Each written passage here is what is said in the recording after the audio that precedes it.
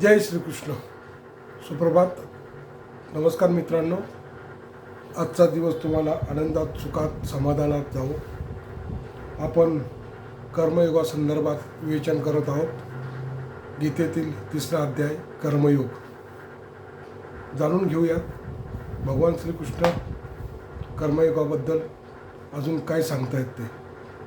चला तर मग पुढील अध्यायाकडे वळूयात. सक्तः कर्मण्ये विद्वांसो तथा कुर्वन्ति भारत कुर्याद् विद्वांस्ता यथा सक्तः किचिर्किर पुरुषो लोकम संग्रहम. ज्याप्रमाणे अज्ञानी लोक फलांच्या आसक्तीने आपले कर्म करतात, त्याचप्रमाणे लोकांना योग्य मार्गावर नेण्याकरता विद्वान मनुष्याने अनासक्त होऊन कर्म करावे. तात्पर्य: कृष्ण भावना भावित असलेली व्यक्ती व कृष्ण भावना भावित नसलेली व्यक्ती यामध्ये त्यांच्या भिन्न इच्छेनुसार भेद केला जातो. कृष्ण भावना भावित व्यक्ती कृष्ण भावनेच्या प्रगतीसाठी अयोग्य अशी कोणतीही गोष्ट करीत नाही.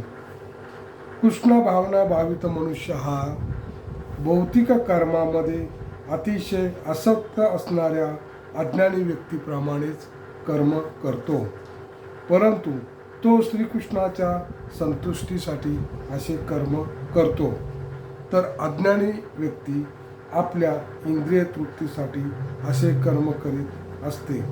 म्हणून कृष्ण भावना भावित व्यक्तीने कर्म कसे करावे आणि कर्मफल कृष्ण भावनेच्या हेतुप्रित्यर्थ कसे उपयोगात आणावे हे सामान्य लोकांना दाखवणे आवश्यक आहे. न बुद्धिभेदम जनयेद ज्ञानम कर्म संगिनाम जोशेषत्व सर्वकर्माणि विद्वान्युक्ता समाचरण. नियत कर्माच्या फलामध्ये आसक्त असणाऱ्या अज्ञानी मनुष्याचे मन विचलित होऊ नये म्हणून विद्वान व्यक्तीने त्यांना कर्म थांबवण्यास प्रेरित करू नये. या उलट भक्तिभावाने कर्म करून त्याने त्या लोकांना सर्व प्रकारच्या कार्यामध्ये युक्त करावे.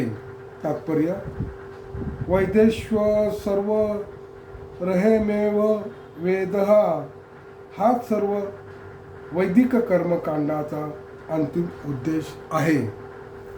सर्व कर्मकांडे, सर्व प्रकारचे यज्ञ, भौतिक कार्याविषयीच्या संपूर्ण मार्गदर्शनासहित जे काही वेदांमध्ये आहे, त्यांना सर्वांचा उद्देश, जीवनाचे अंतिम ध्येय भगवान श्रीकृष्ण यांना जाणून घेणे हा आहे.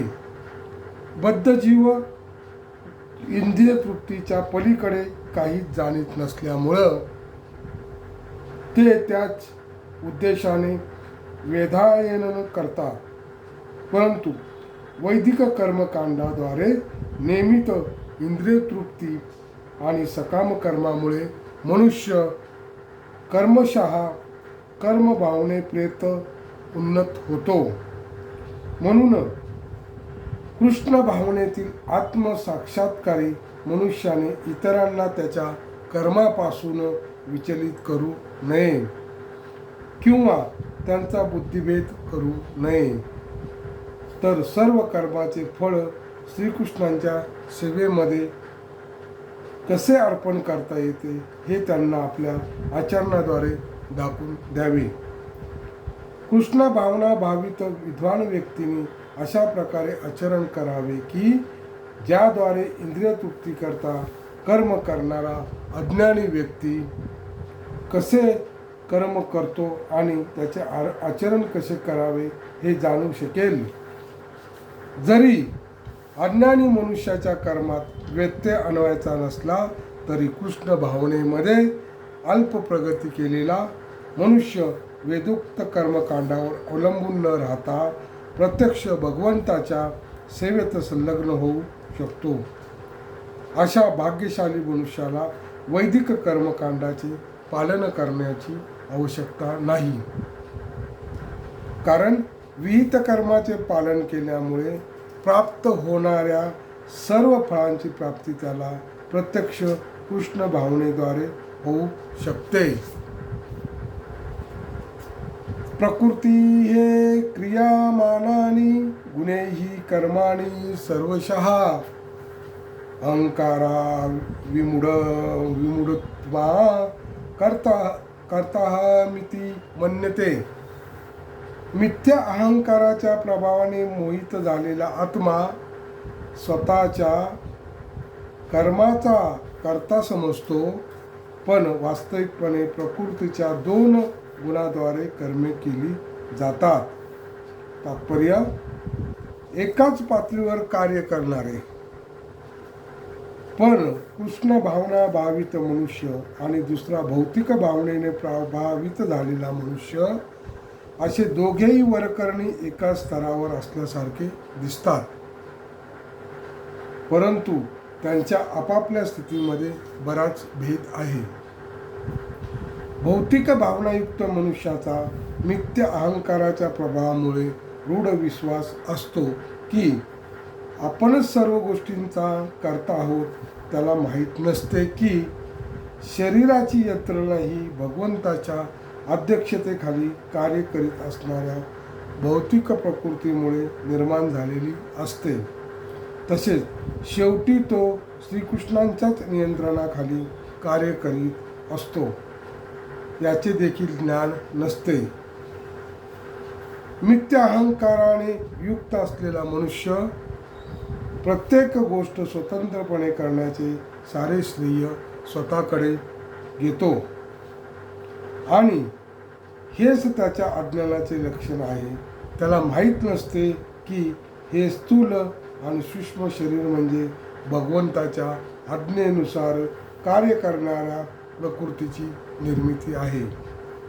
यास्तव त्याने आपली शारीरिक आणि मानसिक कार्य कृष्ण भावनेमध्ये श्रीकृष्णाच्या सेवेसाठी संलग्न करणे आवश्यक आहे.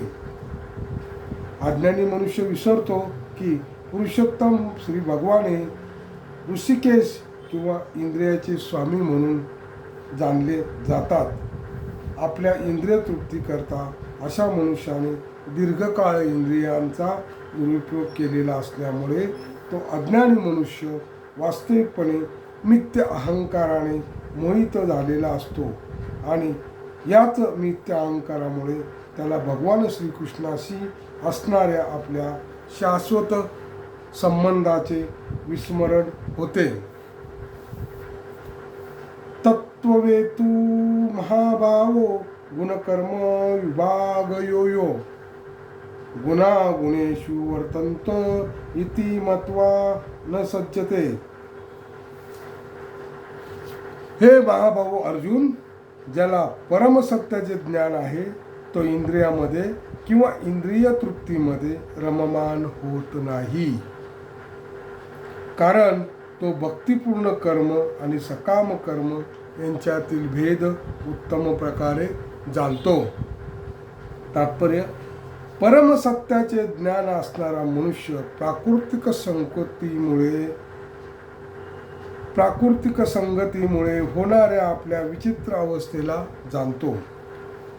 तो जाणतो की आपण पुरुषोत्तम भगवान श्रीकृष्णाचे अंश आहोत आणि आपले स्थान भौतिक सृष्टीमध्ये असू नये.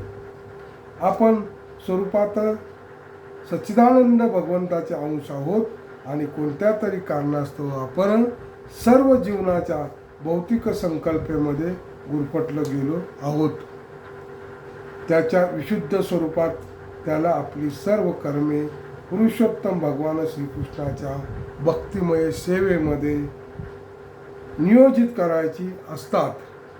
म्हणून तो स्वतःला कृष्ण भावना भावित कर्मामध्ये संलग्न करतो आणि अनुवंशिक व अस्थायी असणाऱ्या भौतिक इंद्रियाच्या कर्मापासून तो स्वाभाविकपणेच अनासक्त होतो. तो जाणतो की आपले भौतिकबद्ध जीवन हे भगवंताच्या परमनियंत्रणाखाली आहे, म्हणून तो कोणत्याही प्रकारच्या भौतिक प्रतिक्रियांमुळे विचलित होत नाही. सर्व प्रकारच्या भौतिक प्रतिक्रिया या आपल्याला भगवत कृपेमुळेच प्राप्त झाल्या आहेत असे तो मानतो. श्री भागवताप्रमाणे जो परमसत्य ब्रह्म, परमात्मा, पुरुषोत्तम आणि श्री भगवान या तीन विविध स्वरूपांना जाणतो त्याला तत्ववित्त म्हटले जाते, कारण त्याला परमसत्याशी संबंधित आपल्या वास्तविक स्थितीचे ज्ञान असते. प्रकृतेर्गुण समुंडः सज्जन्ते गुणकर्मेषु तान् कृतस्न विदो मंदान कृतोस्न विचित्र विचालयते.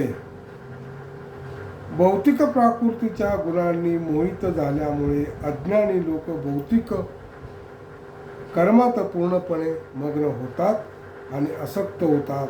पण असे कर्म करणाऱ्यांकडे अज्ञानाचा अभाव असल्यामुळे त्यांचे कर्म जरी कनिष्ठ असले तरी ते ज्ञानीजनांनी त्यांना विचलित करू नये. तात्पर्य: अज्ञानी व्यक्ती स्थूल भौतिक भावनेशी आपले मिथ्या तदात्म्य करतात आणि ते भौतिक उपाधींनी पूर्णपणे ग्रासलेले असतात. हे भौतिक शरीर म्हणजे प्रकृतीची एक देणगीच आहे आणि जो शारीरिक चेतनेमध्ये अत्यंत आसक्त आहे त्याला मंद किंवा आत्मज्ञान असणारा मूढ व्यक्ती असे म्हटले जाते. अज्ञानी जन शरीरालाच आत्मा समजतात व इतरांशी नातलग म्हणून शारीरिक संबंध ठेवतात. या भूमीत त्यांना शरीर प्राप्त होते, त्या भूमीलाच ते पूजनीय मानतात आणि ते धार्मिक कर्मकांडाच्या विधींनाच सर्व काही मानतात. अशा भौतिक उपाधींनी असलेल्या मनुष्यांच्या सामाजिक, राष्ट्रीयता आणि परोपकारवाद इत्यादी कार्य असतात. अशा उपाधींच्या प्रभावाने ग्रस्त झालेल्या व्यक्ती नेहमी भौतिक क्षेत्रातच गुंतलेले असतात, कारण आध्यात्मिक साक्षात्कार म्हणजे एक कल्पनाच आहे असे त्यांना वाटते आणि त्यामुळे त्यांना आत्मसाक्षात्कार प्राप्तीमध्ये मुळीच स्वारस्य नसते. तरी जे आध्यात्मिक जीवनात प्रगत झाले आहेत त्यांनी भौतिकतेने ग्रासलेल्या अशा व्यक्तींना विचलित करण्याचा प्रयत्न करू नये. त्यापेक्षा एखाद्याने स्वतःचे आध्यात्मिक कर्म शांतपणे करणे हेच उत्तम आहे. असे मोहित व्यक्ती अहिंसा आणि तत्सम सांसारिक परोपकारी कर्मे इत्यादींसारख्या जीवनाच्या प्राथमिक भौतिक तत्वांमध्ये निमग्न होऊ शकतात. अज्ञानी मनुष्यांना कृष्णा भावनाभावित कर्माचे महत्त्व असू शकत नाही. म्हणून भगवान श्रीकृष्ण आपल्याला सल्ला देतात की आपण त्यांना विचलित करण्यामध्ये आपला मौल्यवान वेळ व्यर्थ जाऊ नये. पण भगवत भक्त हे भगवंतापेक्षाही दयाळू आहेत. त्यांना सर्व भक्तांचा यथार्थ हेतू समजतो. यास्तव ते या प्रकारचा धोका पत्करतात. इतकेच काय तर ते अज्ञानी कृष्णा भावना भावित होऊन कर्म करणे हे मनुष्यासाठी आवश्यक आहे. भगवान श्रीकृष्ण अर्जुनाला सांगतायत की या पृथ्वीवर जे काही आहे ते मीच आहे, त्यामुळं तुम्ही किंवा मीपणा सोडून द्या. सगळ्या जीवात्मामध्ये माझं स्थान आहे आणि सर्वांवर माझं नियंत्रण आहे. त्यामुळे कोणतीही कर्म करताना किंवा काही करताना त्यामध्ये मीच असतो आणि तुम्ही जेवढी चांगली कर्म कराल, सकाम कर्म कराल, तेवढा तुम्हाला जास्तीत जास्त फायदा मिळेल. मित्रांनो, आज या ठिकाणी आपण थांबूयात. जय श्रीकृष्ण. व्हिडिओ आवडल्यास लाईक करा, कमेंट्स करा, सबस्क्राईब करा. धन्यवाद. जय श्रीकृष्ण.